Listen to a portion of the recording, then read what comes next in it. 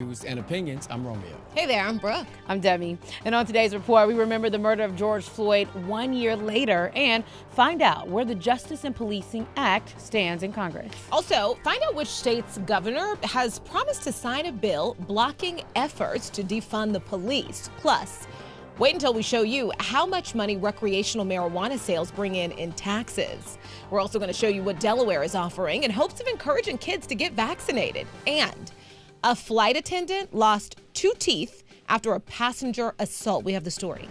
Plus news on Howard University, Fantasia, and tonight's Supermoon. We have all of that and so much more. So if you're ready, it's our voice and our truth. Let's talk about it.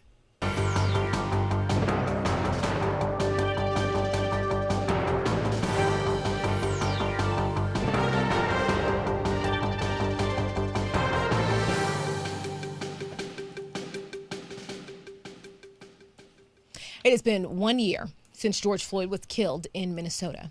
There have been marches, memorials, and prayer gatherings beginning early this morning nationwide. President Biden hosted the Floyd family at the White House while the police reform bill that bears his name has stalled in Congress. Take a look. The president and the vice president met with the family for over an hour. And they're going to tell you some things that happened in that meeting. I know the president was very personal because he got to know this family over the years, and he wanted to check on them on today of all days to see how they were doing, to reiterate that they are still doing everything to make sure that his legacy is respected, and that involves us going to meet with senators in just a few moments to continue to press forward for the George Floyd Justice and Policing Act that he says he is ready to sign any day. He said that he doesn't want to sign a bill that doesn't have substance and meaning. So he is going to be patient to make sure it's the right bill, not a rush bill. You know, so much we want to get into as we mark this day, which I don't like calling an anniversary because I feel like an anniversary is a happy occasion, right? You're it's right. something. This is a man who died, and still, we've talked about this a lot. Depending on how we talk about what happened that day and what's come after, sometimes I worry that it gets lost. That this started with a man who lost his life. Author Derica Purnell tweeted this, and I thought it was powerful. She said, "Many people will turn George Floyd into a martyr today. We must fight to remember that he did not give his life for justice, for our movement, for an uprising. He wanted to live. He fought to live." And that's true. We watched that video. He fought to live. That is part of what's so heartbreaking about that video. And, you know, to the point of where are we 1 year later, right? What type of change have people seen? Has police behavior changed? There's a piece in a Time article that I want to read to you. Since June of 2020, so about a few days after George Floyd was killed, police in the U.S. have killed people across different backgrounds at virtually the same rate that they have for the past 5 years, according to several surveys, despite a pandemic that kept many people at home. That is hard to take in. It really is. Because if you think about a year ago, where George Floyd was lying on the ground while this man kneeled on his neck for over 9 minutes, taking his last breath, crying out to his mother, pleading for his life. Prior to that, he told him, he said, look, I'm not trying, you know, he was basically saying, look, don't want to get in the back of the car. I will cooperate, and look what happened. You know, I talked about this morning on a radio show, and people called up, and like you said, you're right, Brooke, this is not an anniversary because we don't want to look at it that way. We want to look at it as hopefully there would have been change since then, and the numbers you just gave us and the story and the facts you just gave us shows that there isn't. Like, they're not reckoning with what really happened that day. You know what, guys? This is absolutely not a celebration. It's not a celebratory day. But we can still honor George Floyd's legacy on this day. But what I'm really happy about is the meeting that they had with the Biden administration, because I think I said this yesterday or the day before that I was hoping that the meeting that they had with the Biden administration wasn't just an opportunity, because I read a lot of stories that were like, you know, they were grateful that they got this opportunity. It's an opportunity to meet the president, but we are here to get this law passed. We are here to create real change for reform. So I'm just happy that it didn't seem like that, especially with their lawyers and with the family. They're making statements and things like that. It didn't seem like it was just an opportunity to meet the president in a press moment, because VP Kamala Harris tweeted, she just said, today we met with the family of George Floyd, and a lot of people in the comments were just like, okay, what, you know? So I'm happy that it seems as though some real conversations were happening. They were really able to tell the president and the vice president what they want, what they want to see happen moving forward, and if they even like any of these bills and laws that are in their family members' names. So, yeah. That is true. We'll definitely keep you posted on that. We're going to kind of stay here with the same kind of story. Congressmember Karen Bass, one of the 3 lawmakers leading negotiating on police reform, says it's essential for qualified immunity, a sticking point in the talks to be addressed in the final bill. During an interview with the Washington Post, Bass said she wasn't prepared to offer her colleagues a bill that does not address qualified immunity, even if she gets everything else that she wants in the legislation. I'm not prepared to do that, Bass said. I think qualified immunity is essential to be in the bill. The qualified immunity doctrine shields states and local governments from government officials, including police officers, from most liability in civil suits unless they're clearly violated a personal civil rights. Bass sponsored the George Floyd Justice in Policing Act, which the House passed in March. It would do away with qualified immunity, but Republicans opposed doing so. Bass in negotiations with Senators Cory Booker and Tim Scott on police reform. The trio said on Monday that they remained optimistic about a compromise. And is it really a compromise? You think about it. Once again, it's time that police officers be held responsible for their actions, for what they're doing. We know there's a lack of training when it comes to handling situations when you show up, when it comes to just checking on someone and not even a real 911 call, when it comes to someone that may have mental issues or mental health problems. These things need to be addressed, and if they don't handle it right, they need to be responsible for it, because it all comes back on the taxpayers at the end of the day. So I'm hoping it goes through. I do feel like, Romeo, there is going to have to be some compromise on both sides. There are some things, maybe not some things, maybe one thing that we say, okay, we're willing to, do without this, but let's have this. The Republicans are also going to need to realize that Karen Bass, what I really like about this is that she wants to make sure her promise is held on her end as well. So I do feel like there's going to have to be some compromise in order for this to get pushed all the way through. Karen Bass, she says, I stand here to renew the commitment that we will get this bill on the president's desk. She did that. She said, we will get this on the desk. But then she says, it is important that when it reaches the president's desk, that it is a substantial piece of legislation. And so, like I said, she wants to make sure that it's not just there on the desk, baby steps.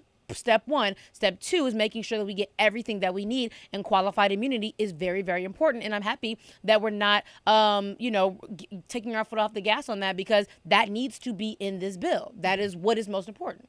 Is it disappointing? I'm curious, because, the promise, the hope was that 1 year after George Floyd's death, there would be police reform. There would be a police reform law.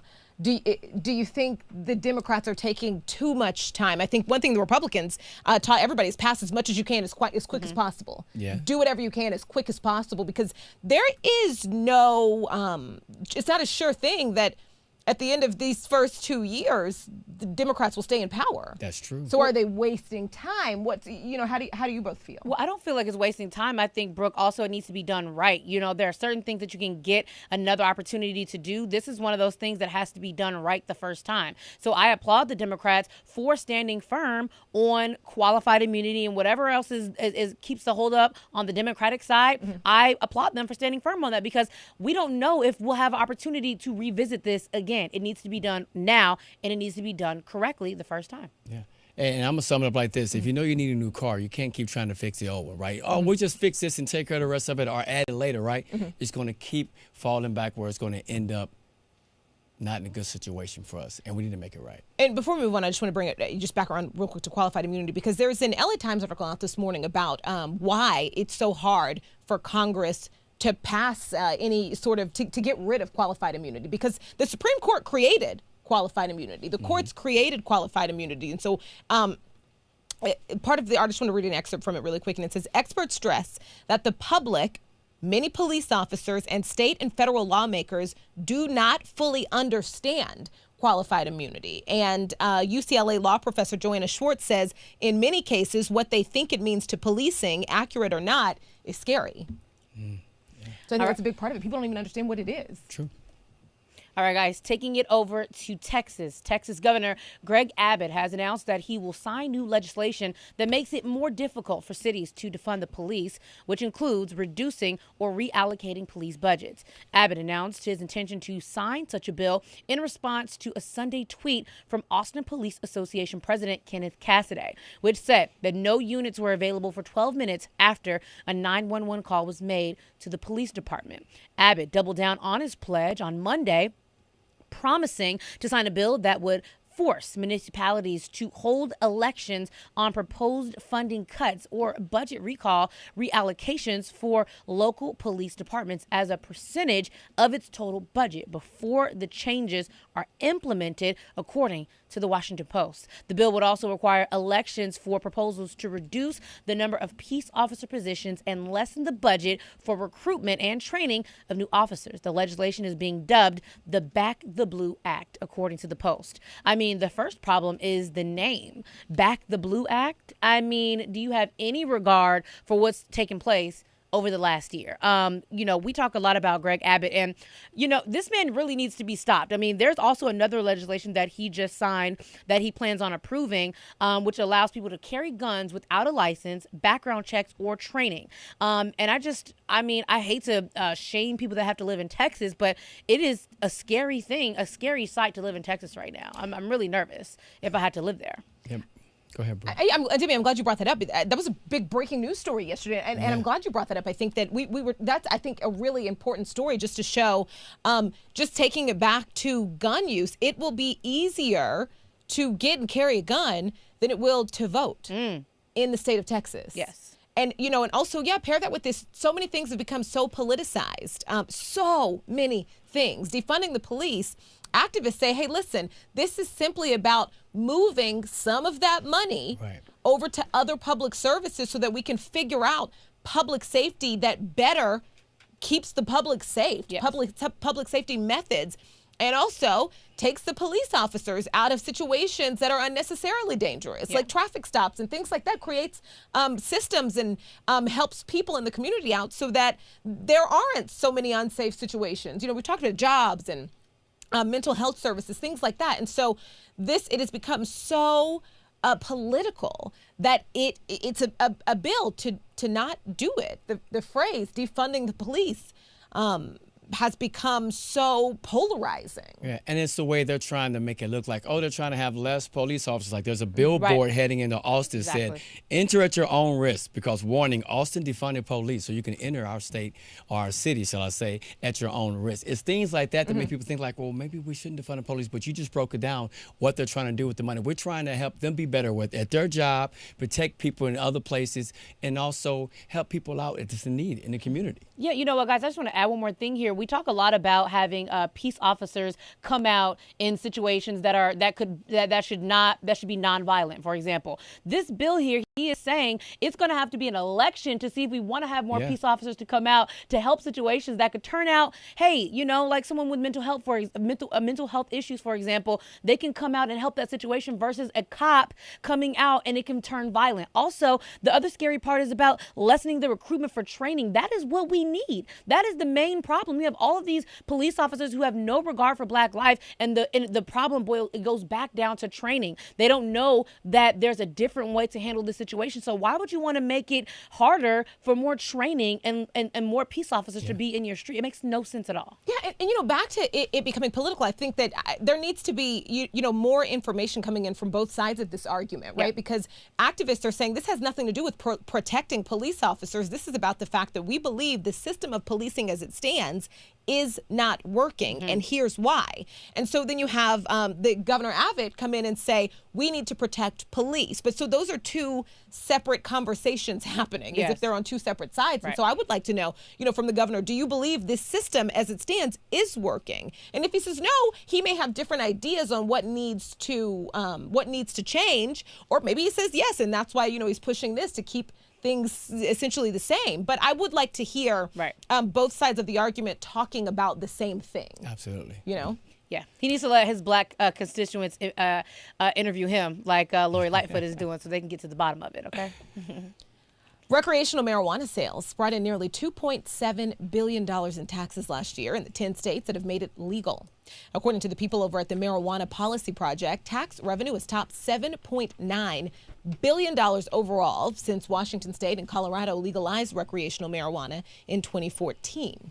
The Hill reports recreational marijuana sales took off in 2020 when Americans purchased more marijuana for use during the lockdown. You know, one has to wonder if these numbers will affect how other states that are possibly thinking about legalizing recreational marijuana, if this pushes the needle for them, because as it stands, it looks like a bunch of other states are leaving billions of dollars of revenue on the table. Yeah, you think about 2019, we're talking about it was up 46%, $17.5 billion in 2020, 48% up to like $21.3 billion. There's money to be made out there, right? There's money that can go into the state, into your state to make it better for you.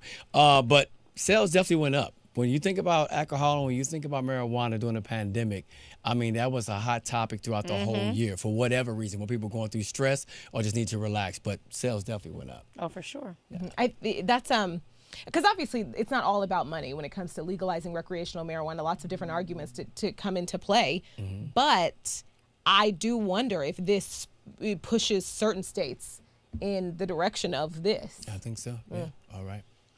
All right, moving on. The Biden administration has granted humanitarian protection for Haitians in the United States, allowing an estimated 100,000 people to apply to remain lawfully in the U.S., according to the Department of Homeland Security and an administration official, according to CNN. The decision will allow Haitians in the U.S. the opportunity to apply for temporary protected status, a form of humanitarian relief that can be granted when it is deemed unsafe to return to one's home country. Homeland Security Secretary Alejandra Mayorkas announced a new 18-month destination for the humanitarian program. Eligible Haitians nationals currently residing in the U.S. as of May 21st will be able to apply for the protections. And I would like to say this is what I would like to think that America is all about, right? Being there for people, giving people an opportunity. They also said people that arrive after the earthquake, January 2nd, 2020, those who arrive, they also can get an extension if they're already here. But you got to remember, Trump was trying to have them all kicked out. So that's what I'm saying. It's a different White House now, and this is what America's about. It's a big part of the conversation that Donald Trump specifically was fighting hard to end these very same protections. Yeah. Well, you know, over 320,000 people benefit from this temporary protected status program. As you guys talked about, it was signed into law in 1990 with President George Bush. And we talked about Trump wanting to stop the program, have those thousands of people have to leave abruptly. I was also reading that Haiti is actually one of the most poorest countries in the Western Hemisphere. So a lot of the families that work in the United States, a lot of them live in Florida and New York and things of in states of that nature. So the families back in Haiti depend on the money that's made here to feed their families back in Haiti. So like if that's a poor country out there, they can make more money here. And they, I was reading a story about this 45-year-old man who works at LaGuardia Airport, and so he was saying how this really, really, really was upsetting to him because he's like, hey, the money that I make, majority of it is to send to my family back in Haiti. And so it's just, I was happy to hear this, but also it's kind of like 18 months. Is that really doing a whole lot for us too? That was a large conversation online. Is like, this is only for 18 months. That's what, a year and a half. So what happens after that year and a half? It kind of just seems like quicksand, where you just get a little bit, we're giving you a little bit more, but then what happens in, a year and a half? So hopefully we can keep you guys updated on this, and, it can just, I don't know, I just feel bad for those who have to go through this right now.